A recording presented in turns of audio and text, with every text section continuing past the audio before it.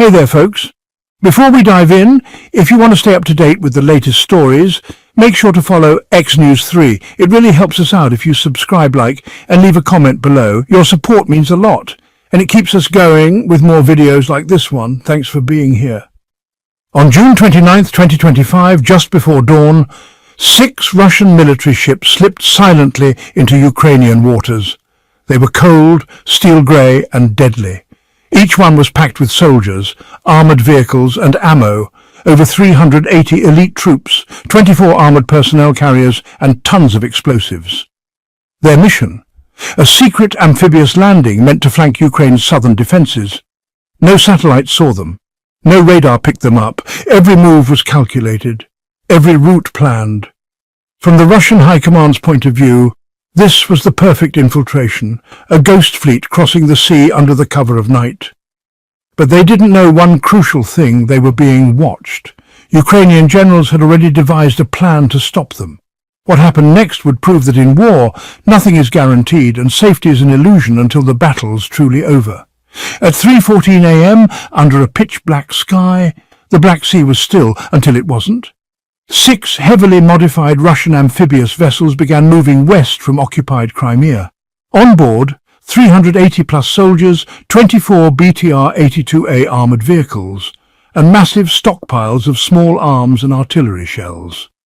Their destination was a swampy inlet 120 kilometers east of Mykolaiv, carefully chosen by Russian military intelligence as a radar blind spot. No satellites, no drones, no radio chatter, no... From our perspective, this was textbook silent, untraceable, and devastating. The goal was to secure a beachhead before sunrise and push north with mechanized support by 6 o'clock. Moscow had gone all in on this risky maneuver. But 6,000 meters above sea level in the freezing air, something was watching. A Ukrainian PD-2 drone, modified for stealth reconnaissance, drifting motionless between thermal layers in the atmosphere. Its infrared sensors mapped heat signatures with surgical precision. Just upgraded 2 months earlier, it now had better data links and stealth coatings. At 3:15 a.m. it spotted the vessels, 6 heat anomalies moving in tight formation, their diesel engines and human body heat lighting up against the cold sea. The drone didn't fire, it didn't even move. It simply transmitted every 10 seconds, sending encrypted bursts of thermal data and video back to the Ukrainian Joint Operations Command in Kiev, each image clearer than the last. The data packets were time-stamped, geotagged, and verified by ground radar arrays. The invasion hadn't been caught by satellites or radar, but by a $30,000 drone hiding in plain sight. Russia had no clue. They believed in the perfection of their secret plan. But Ukraine had something more powerful: time. And in war, timing beats firepower. The battle hadn't started yet, but the battlefield had already shifted. The hunters were about to become the prey. At 3:16 a.m., just 1 minute after that first drone transmission, a secure alarm sounded inside a fortified military command bunker beneath Kiev. The PD-2 drone's encrypted stream lit up a war table where Ukraine's top generals, intel officers and drone warfare analysts sat in tense silence. Hold your fire. Not yet. Everyone looked at him in disbelief. He pointed to a small valley near a river delta, a natural acoustic shadow zone marked in red. They won't hear the missiles coming if we strike them there. They waited 7 minutes. That's all it took. In that time, 3 long-range MLRS systems, hidden 22 miles inland, locked onto coordinates. A Ram-2 kamikaze drone launched from a forward airstrip. 2 modified Neptune cruise missiles were loaded onto mobile launchers under camouflage nets. No flashy jets, no massive artillery, just a handful of low-signature, high-precision weapons. The plan was simple: let Russia cross the invisible line, then wipe them out. By 3:23 a.m., everything was in place. Russia, still convinced of their perfect infiltration, pushed westward. Ukraine didn't draw a line on a map, they drew one in time.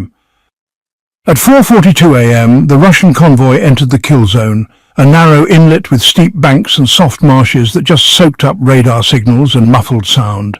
Inside this acoustic trap, the rumble of engines echoed inward, but couldn't be heard outside.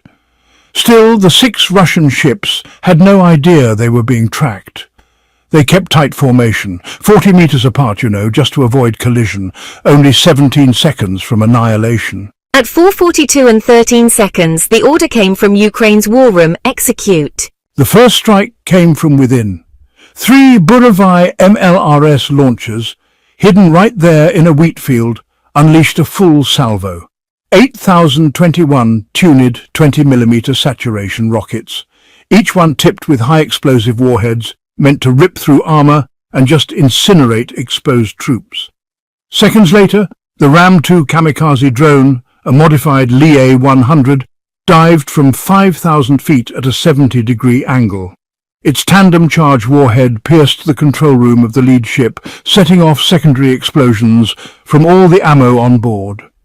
Shockwaves rocked the remaining ships, but, it wasn't over. From 60 kilometers away, 2 R-360 Neptune missiles skimmed the sea at 15 feet altitude, guided by terrain-matching algorithms and active radar seekers. One slammed right into the Russian command vessel. The other hit a fuel ship, causing a fireball that lit up the whole inlet like daylight. In less than 150 seconds, the sea boiled with fire, smoke and screams.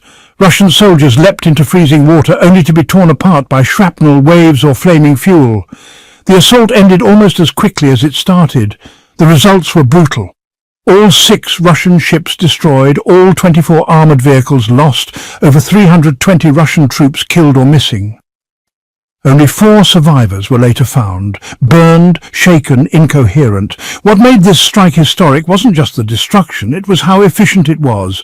Ukraine didn't use jets, no billion-dollar systems, just a drone, a few missiles, sharp strategy and perfect timing. Russia stayed silent, ashamed to admit the failure.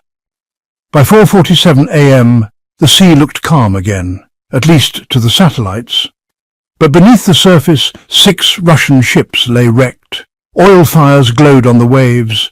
Charred debris floated like tombstones. Hundreds were missing. In Moscow, there were no announcements, no press briefings, no acknowledgement.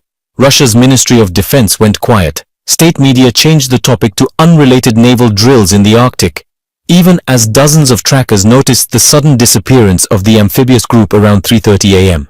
Behind closed doors, panic set in. At Russian intelligence HQ in Kimi, internal memos described the incident as a probable breach. A leaked call, intercepted by anti-Kremlin groups, captured an FSB officer saying, "The convoy vanished. We don't even have black boxes. It's like they were waiting for us." Ukraine's $2 million ambush had wiped out over 120 million in Russian gear and delayed Russia's southern advance by 48 hours. If invaders come from the sea, they should expect to drown. Analysts at the Pentagon praised it as a textbook case of low-cost denial warfare. European media called it the Bay of Silence. But what disturbed Russian strategists most wasn't the firepower, it was the intelligence breach. Ukraine hadn't jammed the radar blind spot. They learned to see through it. The PD-2 drone outperformed Russian counter-surveillance systems by using thermal layers and patient loitering. Any future landing through that corridor would now be suicidal. And worst of all, no bodies could be recovered, no coffins for the families, just silence. It wasn't just a tactical defeat, it was a psychological collapse.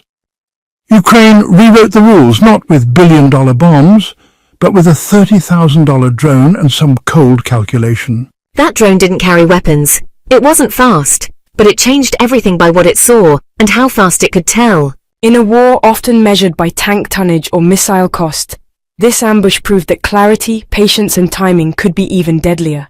Ukraine didn't need overwhelming firepower. They just needed to know when to strike. Russia lost $120 million, 24 vehicles and hundreds of elite troops, not in a prolonged battle, but in a surgical execution. For Ukraine, this wasn't just a win, it was a turning point. A message to the world brains can beat brute force. And to any future commanders watching, it asks a question that can't be ignored. Well, that's it for today's story. Thanks so much for listening. If you want to stay updated, make sure to follow XNews 3 and, check out our future videos. Don't forget to subscribe, like, and drop a comment. We appreciate your